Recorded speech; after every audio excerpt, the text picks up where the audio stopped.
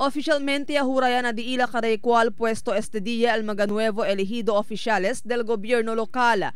Yase con el inaugurasyon na lobby del City Hall en antes a las 8 del aga. Una yahura el mga konsehales del Distrito 1, Kanda Rodolfo Bayot, Josephine Pareja, Cesar Jimenez Sr., Charlie Mariano, Elbert Atilano, Mayra Paz Abubakar, Rodolfo Lim y Marzander Jaime Cabato. El mga konsehales del Distrito 2, Kenda Juan Climaco Elago II, Miguel Alavar III, Romel Agan, Benjamin Gingona IV, Jimmy Villaflores, Aljihan Eding, Lilibeth Nuño Belioso y Choriver Arquiza. Siguiendo al mga konsehales, yahura también el 4 mga alto oficiales del ciudad, el congresista del Distrito 1 Celso Lobregat, congresista del Distrito 2 Manuel José Dalipe, vicealcalde del ciudad Cesar Iturralde y el alcalde del ciudad María Isabel Climaco.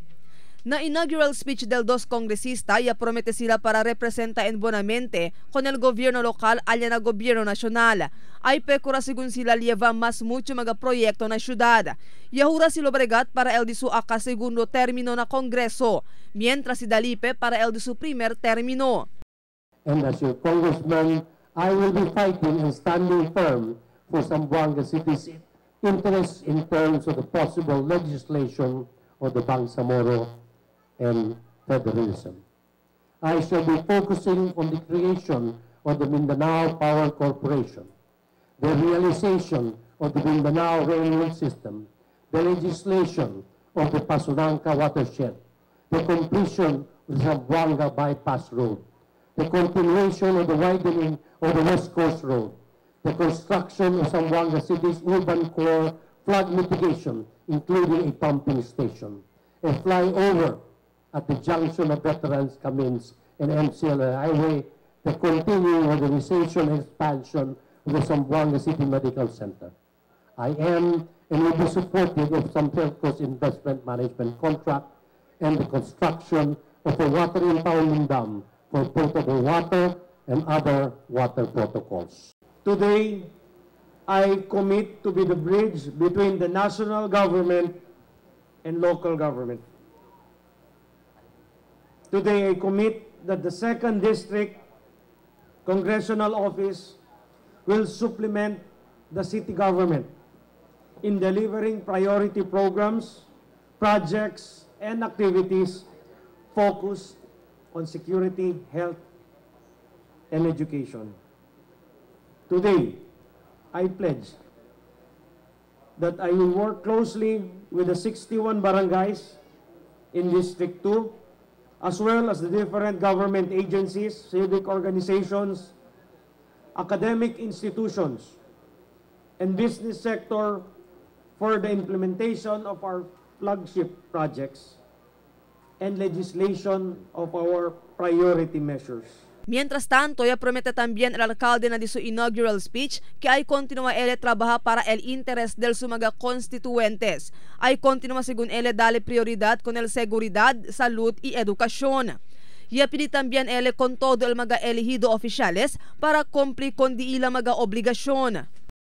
We will work for the upgrading and the strategic management and upgrading of the police, sir, the fire substations, including the transfer of the city jail and the fire department, God willing, to a new building and a new location. We will acquire modern firefighting and DRRM equipment, including modern police patrol vehicles. Na aspeto de salud ay impuha kita el CLGP roadmap, i-continua konstruhi health facilities na di aton mga growth areas. El di aton syudad amo también el único na Mindanao ya recibi el Manuel L. Quezon Award na advokasya kontra TB por medio del City Health Office kaya ampasa antes también. Na aspeto del edukasyon, ya fasilita kita bajo na school board mga proyekto para mga estudyante y formasyon de mga maestra. Mientras tanto, dos del Maganuevo elegido concejales del Ciudad El Yabla kay bien preparaw ya sila para trabaha. Na Hulyo 19 pa LDI la maiden session pero aura pa lang tiyan sigun sila magaplano ko sa ASEAN koneksyon na legislatura. Taroga sila kay ay kada unido el Consejo Lokal para el bien del entero ciudad. Tiyan mga resolutions, mga ordinansa que necesita kita man-revisit to refill and to amend. Not necessary to sponsor, kaya may manada kita ordinansa, tinili, at implementa, so probably we can revisit that ordinance. Ordinansa on the social services. Como takuhi kita tan rescue kita con mga bata na kantoy kamino, ya liba para na police, ya turn over para na DSWD or CSWD, or ya liba po na CICL. Afterwards, binatrabas na pamilya. Following date, minatami ito ng kamino. So, we want the expertise, the wisdom of mga experts ali like the CSWD and DSWD. Sila rekomenda ka namon ko sa baga debe ase. Pipikulo sa habol ko nakal subiel financial assistance del mga biktima de kalamidad like biktima de Quema. Kay Kerio, sendo cheri kita mga fire victims ali na Santa Catalina. Ojalá pwede sila receive kunal increase kaya ahora 5,000 pa lang manese. So mira to 5,000 kailangan man to pwede planta casa. I guess mga 10,000 akal mga casa di can get ya Quema totalmente. Tamire pwede sila man start ano. So prikure ko nese. I will try liga na first session. Of course man draft pa kita ko nese. Amendments lang kung nakel mismo financial assistance kita dali kita kunal mga biktima de kalamidad and particular mga biktima de Quema. Presente también durante el inauguración el mga familia del mga elegido oficiales, mga department heads del gobierno lokal, mga direktorional del diferentes mga ahensya, mga lideres del diferentes reliyon, mga oficiales del PNP y AFP y otro pa mga visita. Después el programa ya tiene photo opportunity al mga visita junto con el mga oficiales.